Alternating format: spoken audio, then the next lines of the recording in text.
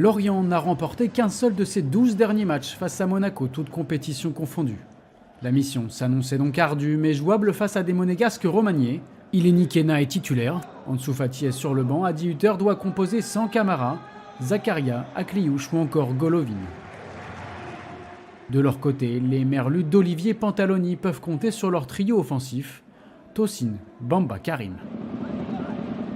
Les 10 premières minutes sont assez équilibrées, peu d'occasions mais un premier fait de jeu. Thilo Kehrer, emporté par son élan, percute Arthur Avom. Carton jaune logique sorti par Rudy Buquet.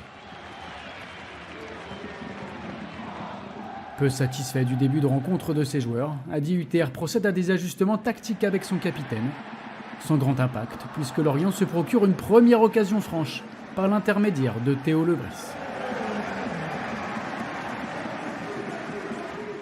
Les merlus n'ont gagné qu'une seule rencontre cette saison et leur fragilité reste latente. Minamino sent bien le coup, son geste audacieux manque toutefois de justesse. Monaco, 3e au coup d'envoi, reste sur 3 victoires d'affilée et semble dominer son sujet.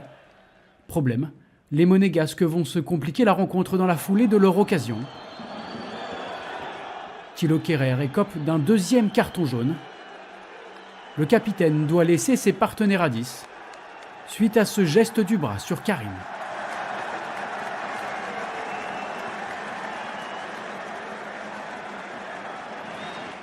Monaco va payer très cher son infériorité numérique 2 minutes plus tard. Les merlus saisissent directement leur chance et ouvrent le score grâce au geste du finisseur Mohamed Bamba. Son premier but de la saison tombe à point nommé. Les Lorientais profitent de leur momentum et de la désorganisation adverse pour s'offrir une balle de 2-0. Aïgoun Tosin ne parvient pas à surprendre Philippe Keun sur ce ciseau acrobatique. Contre toute attente, Lorient mène à la mi-temps. En seconde période, les Lorientais prennent leur temps et gèrent leur avantage au score. Tosin est bien servi dans la profondeur mais ne marque pas face à l'équipe contre laquelle il avait ouvert son compteur dans l'élite en septembre 2023. Kehrer assiste impuissant aux difficultés de ses coéquipiers et au show de Pablo Pagis à la 76e minute.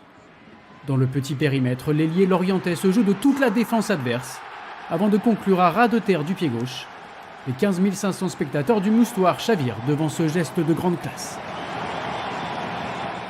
Entré en jeu 4 minutes plus tôt, Pagis est en passe d'offrir le premier succès de Lorient depuis celui glané contre Rennes en août dernier. Tout sourit à Pablo Pagis et aux merlus.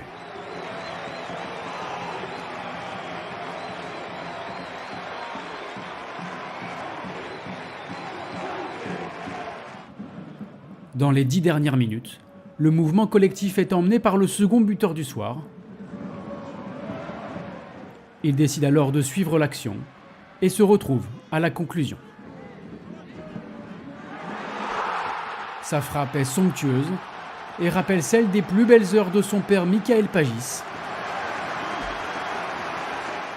Il aura fallu attendre 16 ans, 10 mois et 18 jours pour voir un nouveau doublé signé Pagis dans l'élite.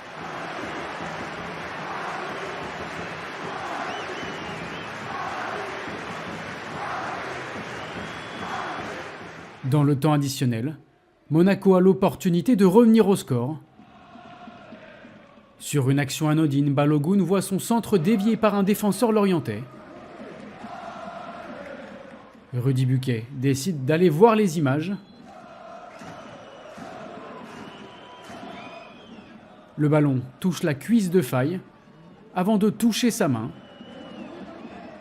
Après plusieurs ralentis, l'arbitre accorde un pénalty à Monaco.